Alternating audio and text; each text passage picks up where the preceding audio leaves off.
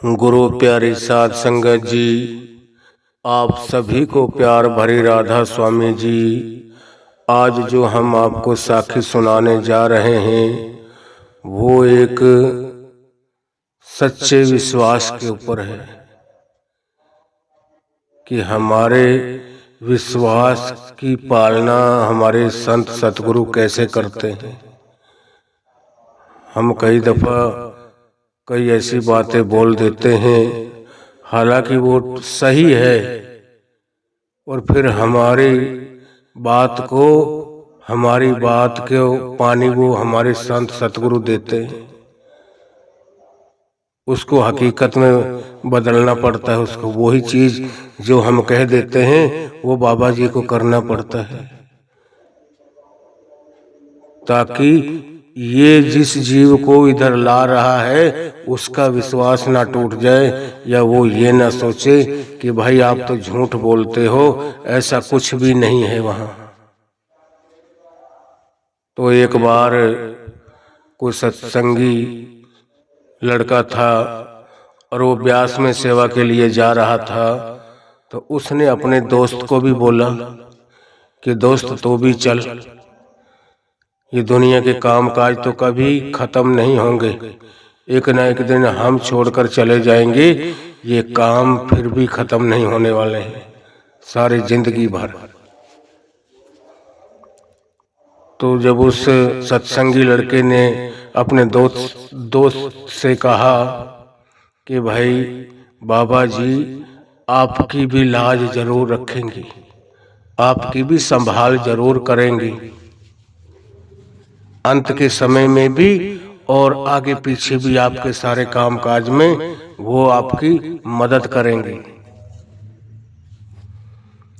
तो जब ज्यादा मजबूर करने के बाद में वो सत्संगी, वो जो लड़का था, वो तैयार हो गया, कहने लगा चलो ठीक है भाई, मैं भी आपके साथ 10 दिन की सेवा के लिए जरूर चलूंगा। जब वो ब्यास पहुंच गए, वहां जाकर 10 दिन की सेवा की, सेवा करने के बाद में वहां से घर आए। वो लड़का अपने घर चला गया और वो जो सत्संगी लड़का था वो अपने घर चला गया। इसी तरीके से चलता रहा। कम से कम 6 महीने गुजर जाने के बाद में एक दिन बाबा जी उस लड़के को दर्शन दिए सुबह 4 बजे, जिसको वो सत्संगी लड़का लेके गया था और उसको ये कह के गया था कि मालिक आपकी भी संभाल जरूर करेगा। ये नहीं कि वो सत्संगियों की करता है, जो उसकी सेवा करता है, उसका सत्संग सुनता है, जिसने गुरु जी का लंगर खा लिया वहां का, उसकी भी संभाल करता है। अब ये बात उसने अपने उस दोस्त से कही थी ले जाते वक्त। जब जो उसका दोस्त था उसको बाबा जी ने सुबह 4 बजे दर्शन दिए और आकर कहा कि भाई आज के 10वें दिन बाद मैं तेरे को लेके चलूंगा। आपके जो जिंदगी के आखिरी 10 दिन बचे हैं, 10 दिन बाद आपको मैं लेकर चलूंगा। अब उसकी तो जो नींद थी उसी वक्त उड़ चुकी थी। जैसे ही दिन हुआ वो अपने दोस्त के घर गया और उससे जाके कहने लगा कि भाई आपका आज बाबा जी मेरे पास आया था, ब्यास वाला, वो मेरे पास आए थे और वो कह रहे थे कि भाई आपको मैं आज के 10वें दिन बाद आपको लेने के लिए आऊंगा, आप तैयार मिलना। आपकी जो जीवन रूपी ये किश्ती है ये थम जाएगी। आपके पास 10 दिनों का टाइम और है, बस 10 दिन पहले मैं आपको संदेशा दे रहा हूँ। किसी से मिलना हो, कोई बात करनी हो, कुछ भी है, आपको 10 दिन पहले बता रहा हूँ। तो जब वो दोस्त उसके अपने दोस्त के घर गया, अपने दोस्त को सारी वो बातें बताई कि आज बाबा जी आए और उसने मेरे को ये कहा कि बेटा आज के 10वें दिन बाद मैं आपको लेने के लिए आऊँगा और आप चलने के लिए तैयार रहना। जो दोस्त था उसका, जिसको बाबा जी ने बोला था, वो अपने दोस्त से मिलने के लिए आया, उसको बताने के लिए कि भी आज बाबा जी मेरे पास आए हैं और उसने ये कहा है कि आज के 10वें दिन बाद आपको लेकर चलूंगा मैं। अब जो सत्संगी था वो अपने मन में सोचने लगा कि भाई मैं तो इतना दिन से नाम दान लिया हुआ है मेरे को तो, और मैं भजन सुमरन भी करता हूँ, बाबा जी के सत्संगों में भी जाता हूँ, उनकी सेवा में भी जाता हूँ, मगर मेरे को तो आज तक मालिक ने दर्शन नहीं दी और इसको तो नाम शब्द भी नहीं मिला हुआ। इसको बाबा जी ने दर्शन दिए और इसको ये बताया कि आज के 10वें दिन बाद आपको लेकर चलूंगा। तो उसके कुछ दिन बाद ही जल्दी में व्यास का सत्संग था। वो जो सत्संगी लड़का था उसके मन में आया कि मैं ये सवाल जवाब होते ही हैं, मैं बाबा जी से पूछूंगा इस बात को। तो उसने अपना नाम लिखवाया, उसका नंबर आ गया वहाँ बात करने में। जब उससे पहले 3-4 जनों ने अपने सवालों के जवाब लिए, बाबा जी ने उनको बताया जो जो उनके सवाल थे, उनके प्रश्नों के उत्तर दिए बाबा जी ने। उसके बाद में उसका नंबर आया। जब उसका नंबर आया तो वो कहने लगा कि बाबा जी मेरे को तो इतने दिन हो गए मेरे को सेवा करते हुए, और नाम भी मैं जपता हूँ आपका, जो आपने नाम शब्द मेरे को दिया है, मैं नाम पर भी बैठता हूँ और बाहरी सेवा भी करता हूँ, सत्संगों में भी जाता हूँ, आपने मेरे को तो आज तक दर्शन नहीं दिए। और जिस लड़के को मैं पहली बार लेके गया हूँ सत्संग में, उसको आपने नाम शब्द नहीं, उसको आपने पहले अपना दर्शन दे दिए और ये बता दिया कि भाई आज से 10वें दिन बाद मैं आपको लेकर चलूंगा, आप तैयार रहना। तो वो बड़ा उसमें था, टेंशन में कि ये बाबा जी पक्षपात कैसे करते हैं, जो उनका रात दिन नाम लेने वाले हैं, उनकी सेवा करते हैं, भजन स्मरण करते हैं, उन्होंने जो नाम दीक्षा दी है उनको तो दर्शन नहीं देते, और जिसने नाम भी नहीं लिया, एक बार ही सिर्फ 10 दिन की सेवा में आया है, उसको बाबा जी ने दर्शन भी दिए और उसको बताया भी। तो जब उस लड़के ने इस बात का जवाब पूछा बाबा जी से, तो बाबा जी ने आगे से जवाब दिया कि भाई तू ये बता, जिस लड़के को तू 10 दिन की सेवा में लेके गया है, उसको क्या बोल के लेके गया है, उससे क्या क्या बातें करी आपने, ले जाने से पहले क्या क्या बोला है आपने उसको। तो उसने वो बातें सारी कही हुई थी कि भाई आप सेवा में चलो, मालिक आपकी भी लाज रखेगा, आपकी भी संभाल करेगा। हमारे पूर्ण संत है, कुल मालिक है वो, जो उनका सत्संग सुनता है, जो उनकी सेवा करता है, जिसने उनका लंगर खा लिया, उनकी संभाल जरूर करता है, चाहे नाम दान लिया हो या ना लिया हो। तो बाबा जी ने उस सत्संगी लड़के से कहा कि भाई तू अपनी बात को याद कर कि तूने उसको क्या वचन दिए हैं, क्या क्या कहा है। मैंने तो सिर्फ तेरी बात को पानी दिया है, तेरी ही लाज बचाई है कि कोई भी बात तेरे तक ना आए, कभी भी उसको मैं ले जाऊं या उसकी रूह आए और तेरे से आके किसी भी सपने के जरिए ही आके बता के जाए कि भाई तू तो झूठा है, तेरा ना कोई गुरु आया मेरे पास, और मैं तो कहाँ कहाँ धक्के खा रहा हूँ, मेरी तो जो सेवा की हुई वो भी व्यर्थ चलेगी, और लंगर भी खाया मैंने, बाबा जी के दर्शन भी किए, और बाबा जी ने तो कोई संभाल नहीं की, कोई ध्यान नहीं दिया हमारी तरफ। ये सत्संगी वैसे ही इन बातों को करते हैं, खाली दूसरों को फंसाने के लिए। तो बाबा जी उस लड़के से कहने लगे, बेटा मैंने तो आपकी बात को पानी दिया है, आपकी बात को रखा है मैंने। आपको सब पता है कि आप उस लड़के को जब लेके गए हो उसको क्या क्या बोल के लेके गए हो, क्या क्या कहा है आपने। अब वो बातें उस लड़के ने सारी कही हुई थी जो बाबा जी ने बताई। तो उसका शर्म से सिर झुक गया कि वास्तव में ही उसके तो अंतिम दिन हैं और आज के 10वें दिन बाद उसको लेके जाना है। उसके तब 3-4 दिन रह गए और 10 दिन का टाइम दिया उसको, और वही 10 दिन जब पूरे हो गए उस दिन मालिक उसको लेके चले गए।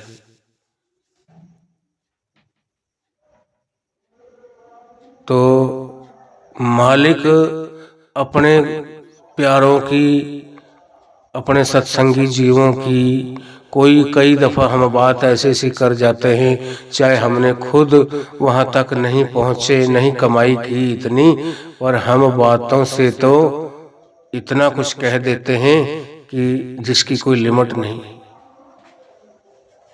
और कई दफा फिर ऐसी सी बातें बोल जाते हैं नए जीवों को लिए, वो फिर बाबा जी को हमारी वो बात पूरी करनी पड़ती है, जिससे उनका भी विश्वास पक्का हो जाता है कि भाई ये सत्संगी कोई झूठ नहीं बोलते, इनका वास्तव में जो सतगुरु है वो पूर्ण संत है, कुल मालिक है, वो हर जगह संभाल करता है।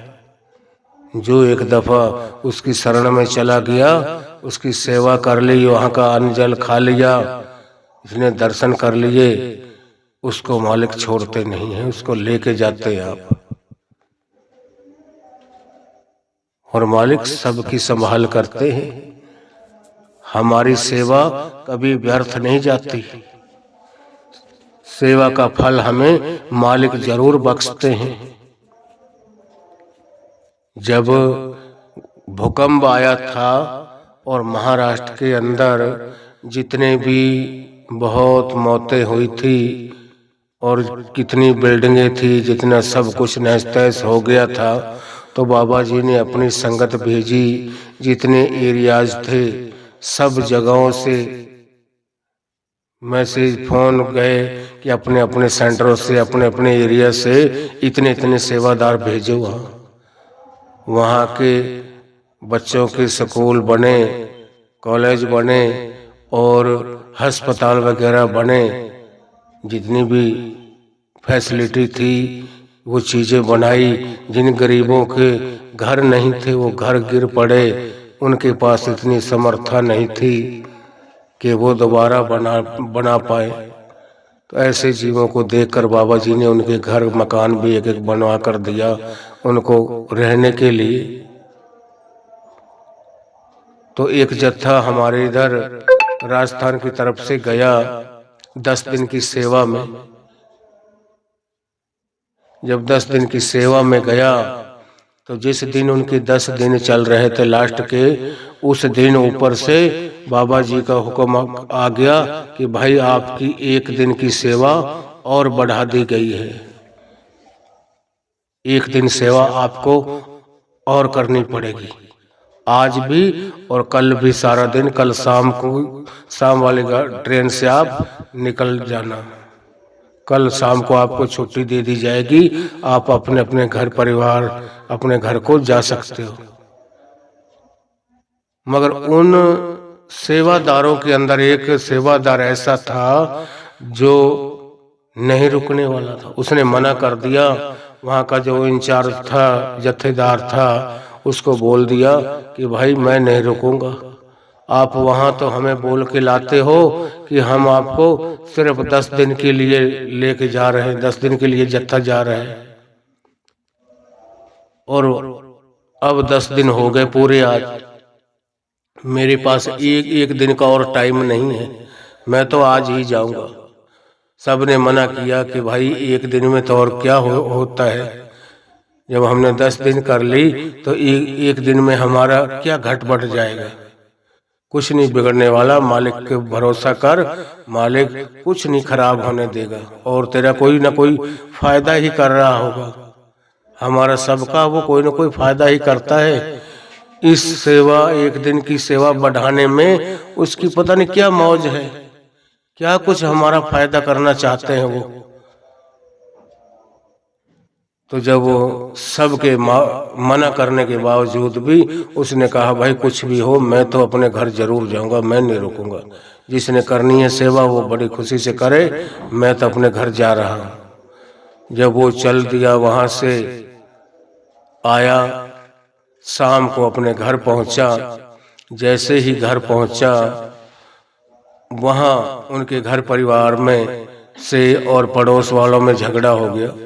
वो चला गया बीच बिचावा करने के लिए कि इनको छुड़ाऊं, ये आपस में लड़ पड़ेंगे, लाठी डंडा मारेंगे, ईंट पत्थर मारेंगे, इनके सिर के ऊपर चोट आ जाएगी, तो ठीक नहीं है। बीच बचाव करने के लिए तो किसी के पास लाठी थी, किसी के पास कोई डंडा था, एक दूसरे को मारने के लिए उल्टा सीधा भी बोल रहे थे।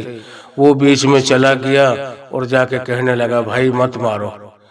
जब वो आपस में उनकी हाथापाई चलने लगी तो एक को उसने पकड़ लिया कि भाई मत मारो, आप क्यों छोटी सी बात के पीछे आप बहुत बड़ा लड़ाई झगड़े का काम करते हो। तो एक को जब उसने पकड़ रखा था, रोक लिया था, जो आगे जा रहा था उसको तो उसने पकड़ लिया, दूसरी पार्टी वाले ने उसके सिर में डंडा मार दिया। उसके सिर में जब डंडा मारा उसके सिर में चोट आ गई, सिर फट गया और उसके सिर से खून बहने लगा। काफी झगड़ा हुआ, वहां पे पुलिस रिपोर्ट हो गई। पुलिस रिपोर्ट हुई, जब पुलिस आई और पुलिस ने उनको पकड़ा और उसमें उस जो सेवादार था, जो एक दिन की सेवा जिसने नहीं की थी, उसका भी नाम लिखवा दिया दूसरी पार्टी वालों ने कि भाई इसने हमारे लड़के को तो पकड़ लिया और दूसरी पार्टी वाले से हमारे लड़के को इसने पिटवाया है, उसके हाथों को पकड़कर, उसके हाथ लाठी को, उसको डंडे को पकड़ लिया और दूसरे ने इसके सिर में मार दी। और नहीं, ये मार खाने वाला नहीं था। अब गया तो था वो बीच बचावा करने के लिए, अब उसका भी नाम दे दिया बीच में। उसको भी पुलिस पकड़ के ले गई, वहां जाके उनके ऊपर केस बना दिया। लड़ाई झगड़े की जो धारा होती है वो धारा लगाई और उसके ऊपर भी केस लग गया। उनको पुलिस उनके ऊपर केस बना के और ले गई, ले जाके वहां जेल में छोड़ दिया। तो जेल में वो 6 महीना तक पड़ा रहा। 6 महीने के बाद में उसकी जमानत हुई। अब हम अंदाजा लगा सकते हैं कि वो मालिक ने जो एक दिन की सेवा बढ़ाई थी, सिर्फ उसी के बदौलत बढ़ाई थी। उसी के ऊपर कोई ऐसा भार था, कोई कष्ट आने वाला था, जिसके लिए वो मालिक को तो सब पता था। उनको सब पता होता है किसके साथ क्या होने वाला है, और किसी की कोई रक्षा करनी होती है, किसी का कोई बचाव करना होता है, उसका जरिया वो मालिक बनाते हैं। मगर हम उस चीज को समझते नहीं और हम कहते हैं ना जी हम तो जाएंगे, हमने तो ये काम करना है। जब वो काम हमें उल्टा पड़ जाता है, उसका अंजाम भुगतना पड़ जाता है, फिर हमारी आंखें खुलती हैं कि अरे जो हमारे मालिक ने एक दिन का और संदेश दिया था कि भाई आपकी एक दिन की और सेवा बढ़ा दी गई है। अब वो एक दिन की जो सेवा बढ़ी थी वो भी उसी सेवादार की वजह से बढ़ी थी कि उसके ऊपर वो कष्ट था। उसके लिए बाबा जी ने हुक्म दिया, वहां के जो इंचार्ज थे, सेक्रेटरी थे, कि भाई जो फला जगह का जत्था आया है उसको एक दिन की और सेवा उनसे लो। उनको आज छुट्टी मत देना, कल शाम को छुट्टी देना, कल शाम वाले ट्रेन से वो निकल जाएंगे, चले जाएंगे अपने घर। मगर बाकी जत्था सब का सब रुक गया। वो जो था एक जिसकी बदौलत वो मालिक ने एक दिन और बढ़ाया था, वो नहीं रुका। और उसको एक दिन की बजाय अगर एक दिन और वहां रुक जाता तो वो जो 6 महीने जेल में रहा है वो जेल उसकी बच जाती। मालिक को पता था और वहां उस सेवा को वहीं छोड़ के और कह के आ गया कि मैं तो भाई अपने घर जा रहा हूँ, मैं तो अपने कल से अपना काम पकड़ूंगा, मैं अपने काम से जाऊंगा, मेरे पास टाइम नहीं है। ये 10 दिन भी पता नहीं कैसे निकाल के आया हूँ मैं, और मैं वहां भी बोल के आया हूँ मेरे को कल अपने काम पे जाना है, मेरे पास वक्त नहीं है। कोई और रुकना चाहता है वो अपनी सेवा कर ले। तो मालिक की हर करने के अंदर कुछ न कुछ राज छिपा होता है। और जो हमें वहाँ हमारे जो इंचार्ज होते हैं, सेक्रेटरीज होते हैं या जत्थेदार होता है, उनको ऊपर से मालिक की तरफ से उनका हुक्म होता है, हमारे सतगुरु का। वहाँ के जो सेक्रेटरी होते हैं, जनरल सेक्रेटरी होता है, उसको वो मैसेज दिया जाता है।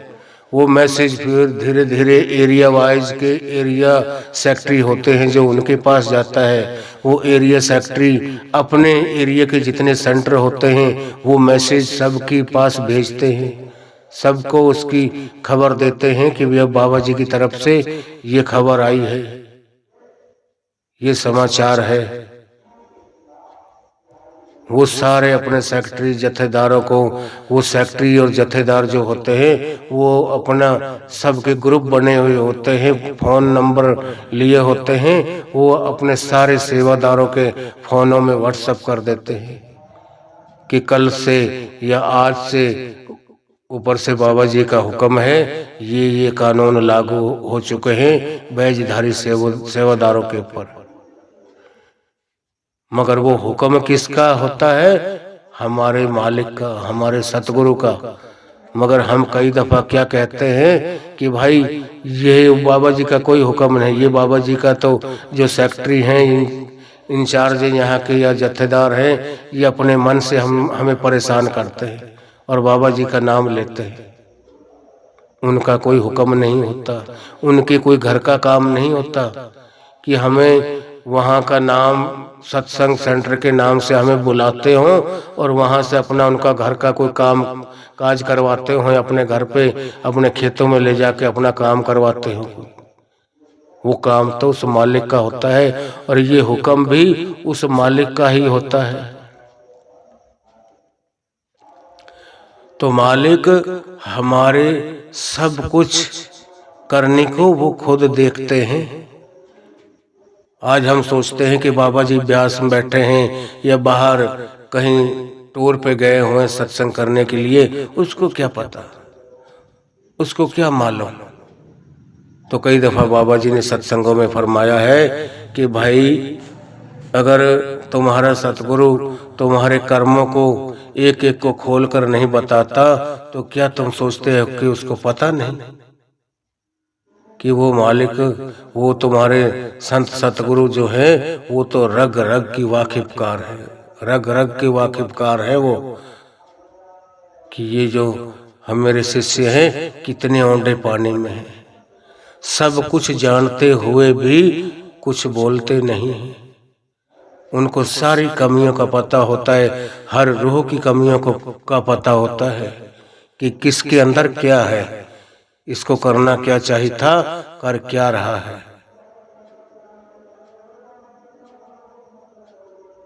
मगर हम उनको आम इंसान मानते हैं कि बाबा जी को क्या पता, वो सब कुछ जानने वाला है, घट घट की जानने वाला है, उसको सब कुछ मालूम है आगे पीछे का कि क्या कुछ होने वाला है, अब तक क्या हो चुका है। और जब तक हमें अपने मालिक के ऊपर सच्चा दृढ़ विश्वास नहीं होगा, वो भरोसा नहीं होगा, हमारा कभी पार उतारा नहीं होगा। जिसने अपने मालिक को, अपने संत सतगुरु को वो कुल मालिक मान लिया दिल से, ये नहीं ऊपर ऊपर से। अभी तो हम ऊपर ऊपर से ही मानते हैं किसी के सुने सुनाए से किसी की बातें करी, किसी ने हमको अपने वो सुनाई बातें, अपनी घटना उसने सुनाई कि मेरे साथ ये हुई। और मेरे को उस दिन से लगा कि बाबा जी कुल मालिक है। हमारे जो सतगुरु हैं कोई आम इंसान नहीं है, दुनिया के जैसे संत महात्मा नहीं है। वो तो सब कुछ इस धरती के किसी भी कोने पे बैठे हो वहीं से हमारी रक्षा कर सकते हैं, और वहीं से बैठे बैठे सब कुछ कर सकते हैं। कि वो हमारे अंदर में बैठे हुए हैं, वो कहीं बाहर थोड़ी है। आत्म में राम, राम में आत्म चीनस गुर बेचारा, कि हमारी आत्मा के अंदर वो परमात्मा है और हमारी आत्मा उस परमात्मा की अंश है। हमें इनको जोड़ना कैसे है, मिलाना कैसे है। इस शरीर में आत्मा भी है और वो परमात्मा भी है, मगर कितने युग बीत गए, कितने जन्म ले लिए हमने, आज तक एक घर में रहते हुए दोनों का मिलाप नहीं हो सका। बड़े दुख की बात है कि आज तक जो ये हमारे ही घर में कोई चीज रखी है और हमें वो ना मिले। बड़े दुख की बात है। इस चीज को कहते वक्त भी हमें बड़ी लज्जा आती है। मालिक कहीं बाहर नहीं है, सब किछ घर में बाहर नाही, बाहर ढूंढे सो भरम भुलाई। जो उस मालिक को कहीं बाहर ढूंढते हैं ना, मंदिरों में, मस्जिदों में, गुरुद्वारों में, कहीं गिरजा घरों में, कहीं परमात्मा कहीं बाहर नहीं बैठा हुआ। उसने तो ये इंसान का जो शरीर बनाया है यही हरि मंदिर है, अपने रहने की जगह। ये इंसानी का रूप, इंसान का रूप बनाया है। मानस देह के अंदर ही वो आप बैठा हुआ है, वो कहीं बाहर नहीं है। मगर हमें दिखाई क्यों नहीं देता, हमें क्यों नहीं उनके दर्शन होते, वजह क्या है? इसलिए वाणी में आता है, किरत करम के बिछड़े कर कृपा मिलो राम। कि भाई जैसी हमने किरत करी हैं, जैसे कर्म किए हैं, उनकी बदौलत हम अपने अंदर ही झांक के देखें कि हमारे कैसे कैसे पाप है, कैसे कैसे अवगुण हैं। हम जाने या अनजाने में क्या क्या नहीं करते हैं। जाने में ज्यादा करते हैं, अनजाने में तो कोई शायद ही करते हो। जानबूझकर जिस चीज के बारे में हमें पता होते हुए फिर हम वही कर्म करते हैं।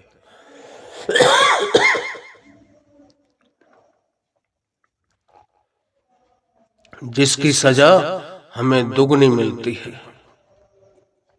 एक अनजान आदमी कोई कर्म हो गया उससे, जिसको उसके बारे में जानकारी नहीं, उसको बख्शिश है, उसकी बख्शिश हमारे मालिक कर देंगे, उसको माफी मिल जाएगी। मगर जिनको सब कुछ पता होते हुए, सारी जानकारी होते हुए, फिर भी वो अपने आप अपनी आंखों को बंद करके चलता जा रहा है, तो वो तो कुएं में जरूर गिरेगा। आगे कुआं है और हम अपनी आंखें बंद करके कहें कि नहीं कुछ भी नहीं है, बिल्कुल रास्ता साफ है, तो हम उस कुएं में गिरेंगे। हम खुद मूर्ख हैं और अपनी मूर्खता में ही इंसान मारा जाता है। मालिक तो हमें सब कुछ देखता है, मगर हम जब अपनी आंखें बंद कर लेते हैं, कोई आ रहा होता है, हम सोचते हैं कोई नहीं देख रहा। जैसे एक कबूतर बिल्ली को देखकर अपनी आंखें बंद करके बैठ जाता है, खड़ा हो जाता है वहीं क्या वहीं, और अपने मन में सोचता है कि मैं अब बिल्ली को दिखाई नहीं दे रहा हूं। और बिल्ली आती है, उसकी गर्दन से पकड़कर लटकाए हुए लेके चली जाती है। क्यों? अपनी मूर्खता में वो मारा गया। अगर वो सचेत होता, बिल्ली को देखकर उड़ जाता, मालिक ने उसको पंख दिए हैं उड़ने के लिए, वो बिल्ली के हाथ आने वाला कहाँ था? बिल्ली कोई उड़ने वाली थोड़ी है, उसके कोई पंख थोड़ी है कि वो उड़कर उस कबूतर को पीछे ही जाकर पकड़ लेगी। वो तो कितनी भी ऊंचाइयों पर उड़ सकता है, कहीं भी जाकर बैठ सकता है जहां बिल्ली नहीं पहुंच सकती। मगर क्यों मारा जाता है? अपनी मूर्खता के कारण। उसको देखता है जब, अपनी आंखें बंद करके खड़ा हो जाता है और अपने मन में सोचता है कि मैं बिल्ली को अब नहीं दिखाई दे रहा। अब उसने अपनी तो आंखें बंद की हुई हैं, बिल्ली की आंखें तो खुली हैं। वो आती है और वो वहीं बैठा रहता है, इसी भाव में, इसी सोच में कि मैं उसको नहीं दिखाई दे रहा बिल्कुल भी, आप चली जाएगी कहीं। वो आती है उसी की तरफ, उसको देखकर वो उड़ता नहीं। क्यों? उसने अपनी आंखें बंद की होती हैं, उसको दिखाई नहीं देती कि अब मेरे को पकड़ने वाली है, मेरे नजदीक आ चुकी है बिल्कुल।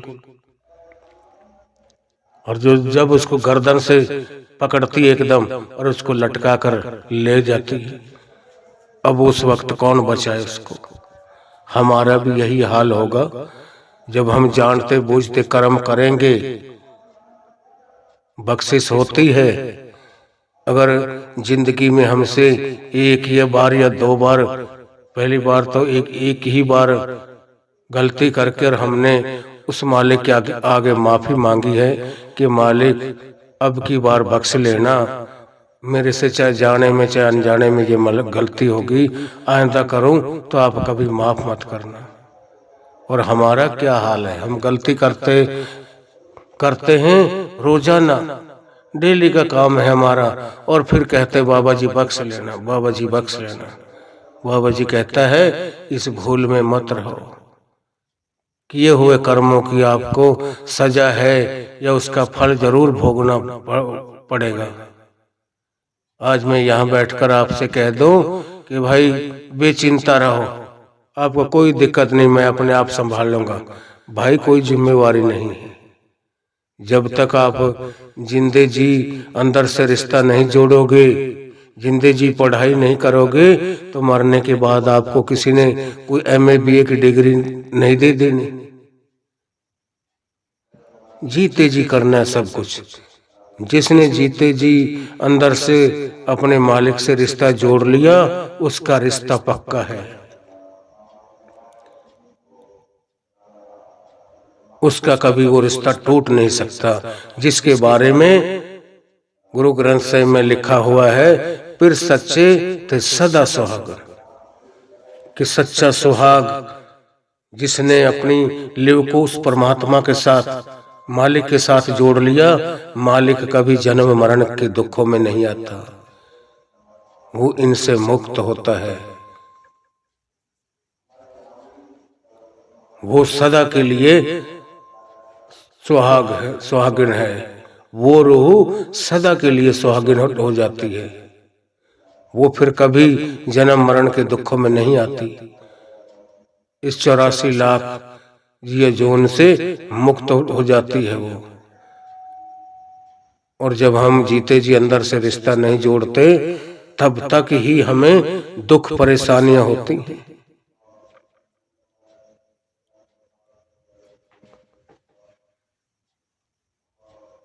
जब तक अंदर से रिश्ता नहीं जोड़ेंगे, हमको सच्चा विश्वास भी नहीं आएगा।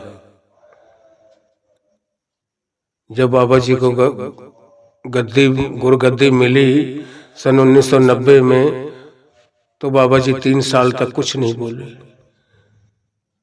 सब जब 1993 में 3 साल के बाद पहला सत्संग बाबा जी ने फरमाया, तो उस दिन बाबा जी सत्संग करते करते अपना गला भर जाता था अपने सतगुरु के प्रति, उसके प्रेम में, विरह में। कभी बोलते थे, कभी रुक जाते थे, कभी गला भर जाता था रुदन से।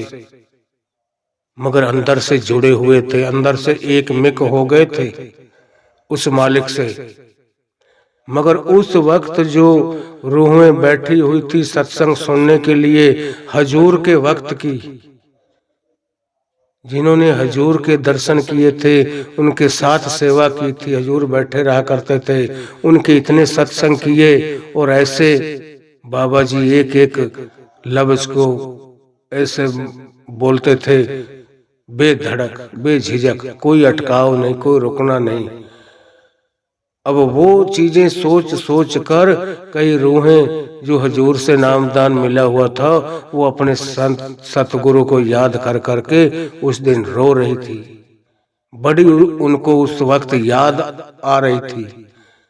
मगर बाबा जी ने उस दिन एक बात सत्संग में कही कि भाई अगर आज अंदर से रिश्ता आपने जोड़ा हुआ होता, अगर आप अंदर से रिश्ता जोड़ लेते तो जिस बिछोड़े का आपको आज दुख हो रहा है वो आपको दुख महसूस नहीं होना था। अब इसका क्या मतलब है कि अगर आप अंदर से जुड़े होते तो आपको पता चल जाता कि ये महाराज चरण सिंह ही हैं, वही आए हुए हैं। सिर्फ नए कपड़े, नया शरीर में आ गए हमारे बीच में। जैसे ये हमारे कपड़े होते हैं, ये पुराने हो गए, फिर हम नए सिलवा के नए पहन लेते हैं। इसी तरीके से ये हमारा शरीर है। जब ये वृद्ध हो जाता है, बुढ़ापा आ जाता है इसके अंदर, वो ताकत, वो एनर्जी जो पहली उम्र में होती है वो नहीं रहती, तो संत सतगुरु किसी नई रूह के अंदर बैठ के फिर आ जाते हैं। मगर होते वही हैं, काम वही करते हैं सब कुछ।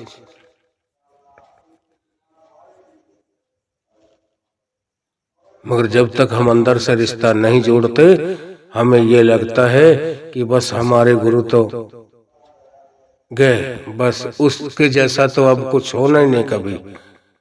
ठीक है, जो रूह आई है जिस रूप में एक बार, वो कभी दोबारा मुड़ के नहीं आती।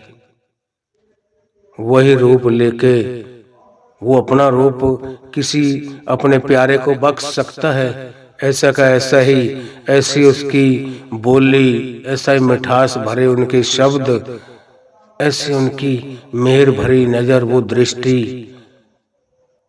वो हंसों जैसी चाल हमारे संत सतगुरुओं की, वो अपने प्यारे को बख्श के जाते हैं। इतना प्रेम प्यार।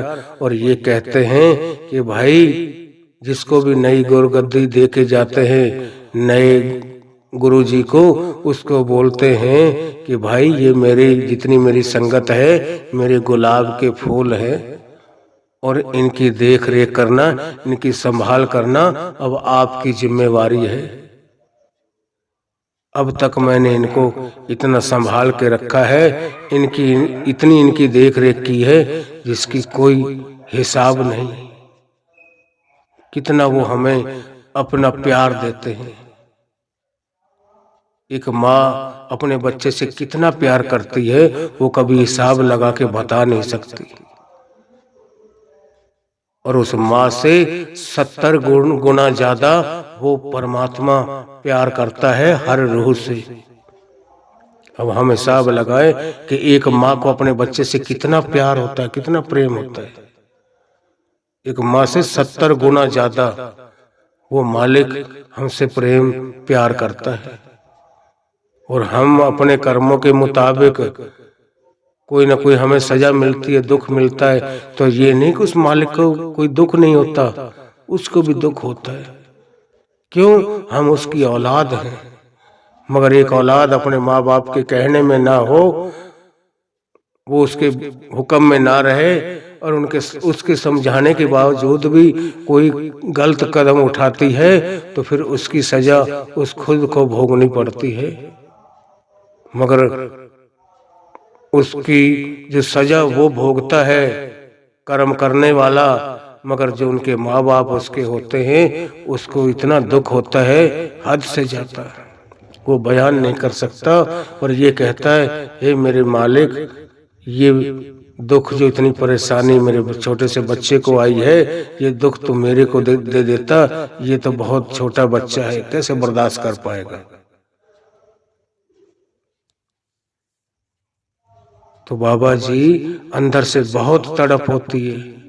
कई दफा बात करते करते रुदन से भर जाते हैं, गला भर जाता है, कुछ बोल नहीं पाते। तो हमें भी चाहिए अपने संत सतगुरुओं के वचनों पर चले, उनकी सेवा में, उनके भजन सुमरन को पूरा वक्त दे। अगर यह साखी आपको अच्छी लगे तो हमारे इस रूहानी साखियों चैनल को लाइक व सब्सक्राइब जरूर करें जी। राधा स्वामी जी।